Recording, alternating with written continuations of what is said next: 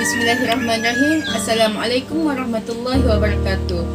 My name is Nur Shakira binti Abang J. My metric number is 1200225. Today I want to talk about love. Love is a feeling. Setiap manusia pasti merasakan cinta. Entah itu cinta sesama manusia, binatang, tumbuhan, alam serta ilahi.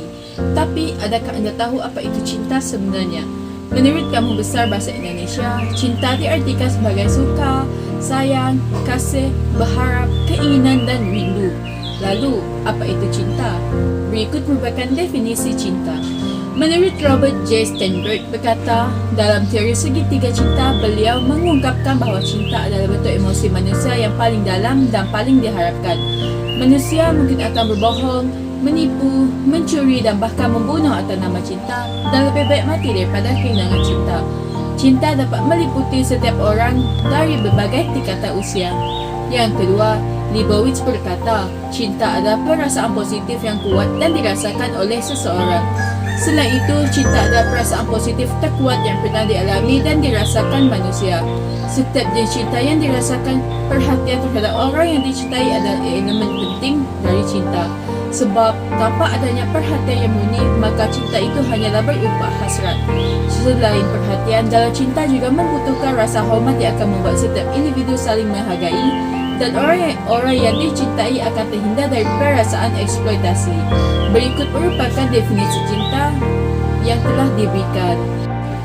Dalil yang menunjukkan perasaan cinta kita terhadap Allah iaitu mengikuti petunjuk Nabi Muhammad SAW. Allah Subhanahu wa taala telah berfirman dalam surah Ali Imran ayat yang 31 berbunyi, A'udzubillahi minasyaitonirrajim. Bismillahirrahmanirrahim. Qul in kuntum tuhibbunallaha fattabi'uni yuhibbukumullah wa yaghfir lakum dzunubakum wallahu ghafurur rahim. Yang bermaksud, katakanlah wahai Muhammad, jika benar kamu mengasihi Allah maka ikutilah daku. Niscaya Allah mengasihi kamu serta mengampunkan dosa-dosa kamu. Dan ingatlah, Allah Maha Pengampun lagi Maha Mengasihani. Ibnu Qasim menerangkan masuk ayat di atas, yakni kalian akan memperoleh balasan yang lebih daripada apa yang dianjurkan kepada kalian agar kalian mencintainya, iaitu Dia mencintai kalian. Kecintaan Allah kepada kalian dinilai lebih besar daripada yang pertama, iaitu kecintaan kalian kepadanya. Seperti yang dikatakan oleh sebahagian ulama yang bijak bahawa duduk perkaranya bukanlah bertujuan agar kamu mencintai, melainkan yang sebenarnya ialah bagaimana supaya kamu dicintai. Al-Hasan Al-Basri dan lainnya dari kalangan ulama salaf mengatakan bahawa ada segolongan kamu yang menduga bahawa dirinya mencintai Allah, maka Allah menguji mereka dengan ayat ini, iaitu firman-Nya, katakanlah, jika kalian benar-benar mencintai Allah, ikutilah aku. Niscaya Allah mengasihi kalian. Surah Ali Imran ayat 31. Terusnya, dalil yang menunjukkan juga melalui surah Al-Baqarah ayat 165. Bismillahirrahmanirrahim. Wallazina amanu asyaddu hubban lillah. Yang bermaksud, orang-orang yang beriman lebih kuat cintanya kepada Allah.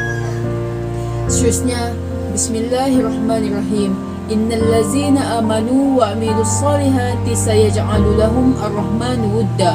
Yang bermaksud, sesungguhnya orang-orang yang beriman dan beramal soleh, kelak Allah yang Maha Pemurah akan menanamkan dalam hati mereka perasaan kasih dan sayang. Daripada surah Maryam ayat ke-96. Terdapat pelbagai kelebihan mencintai Allah. Yang pertama, kita tidak akan menyakiti sesama insan. Perasaan kasih dan cinta sesama manusia adalah wadah cinta kita kepada Allah. Seseorang yang mencintai Allah akan juga mengasihi manusia lain kerana Allah. Justru, manusia yang hatinya penuh cinta dan kasih sesama manusia tidak sekali memiliki perasaan menyakiti sesama insan, tidak membenci makhluk yang lain. Malahan, rasa cinta itu akan menjadi mereka manusia yang berjiwa besar untuk terus menjaga peranan sebagai hamba Allah di muka bumi ini. Orang yang hatinya dekat dengan Allah, matanya selalu mengalir air jernih tanda keinsafan dan rasa takut terhadap kebesaran dan azab Allah. Hati yang dekat dengan Allah akan terpancar melalui akhlak, tutur kata dan perbuatan tawaduk serta penuh nilai kemuliaan diri yang tinggi. Yang kedua, kecintaan kepada Allah menjadikan seseorang mukmin itu sentiasa berdamai dengan takdir Allah. Orang yang selalu dalam hatinya penuh sifat redha tidak akan merungut atau berasa keluh kesah biarpun keinginannya tidak tertunai kerana yakin Allah lebih mengetahui apa yang terbaik buat dirinya. Nilai orang yang hampir dengan Allah selalu berasa damai dengan kehendak Allah. Setiap manusia tidak akan dapat memenuhi segala tuntutan nafsunya yang terlalu banyak. Namun, rasa cinta yang tinggi kepada Allah dapat menutup nafsu dan kehendak diri yang pelbagai. Dalam kehidupan seseorang yang merasai keimanan kepada Allah Subhanahu Wa Taala akan meletakkan rasul dan umat itu sebagai keutamaan dalam hidup. Justru, keperluan agama menjadi keutamaan berbanding dengan keutamaan nafsu sendiri. Hati yang dekat dengan Allah Subhanahu Wa Taala akan selalu basah dengan zikrullah. Bahkan menyebut-menyebut nama Allah, membesarkan Allah dan mengingati Allah akan menyuburkan hati untuk terus hidup dengan kebesaran Allah Subhanahu Wa Taala. Orang yang hatinya hidup dan subur dengan selalu mengingati Allah akan merasa bahagia yang hakiki dalam kehidupan ini. Oleh kerana itulah orang alim dan warak wajah mereka selalu tenang pada saat berdepan ujian kerana merasa dunia ini hanya tempat persinggahan untuk mengumpul sebanyak mungkin pahala dan kebaikan sebelum menuju ke alam akhirat yang kekal abadi. Maka di sini dapat kita lihatlah, kita mesti mengagungkan cinta terhadap ilahi. Sekian, terima kasih.